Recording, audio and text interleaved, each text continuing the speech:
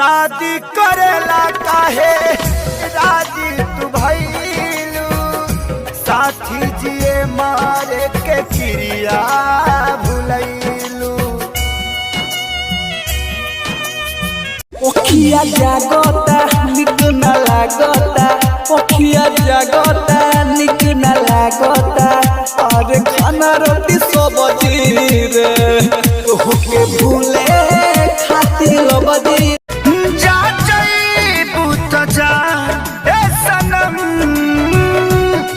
देख के जिंदगी भखा तेरे जखम जनी सोचा हमारा हाँ मैं चोर हूँ मुजरिम हूँ कातिल हूँ जुर्म की काली दुनिया के लोग मेरे नाम से भी कांपते हैं जानता हूँ आशा कि तुम मेरे नाम से भी नफरत करती हो मगर दुनिया का कोई भी इंसान जानबूझ के बुरा काम नहीं करता कोई चोर जानबूझ के चोरी नहीं करता कोई डाकू जानबूझ के डाका नहीं डालता और कोई तवायफ जानबूझ के अपना जिस्म नहीं बेचती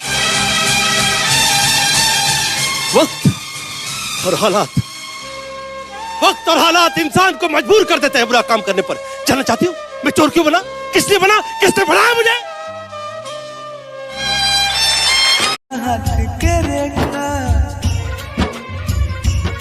बाबा देखना हाथ के रेखा जिंदगी कोहती का न लेखा बाबा देखना हाथ के रेखा जिंदगी कोहती का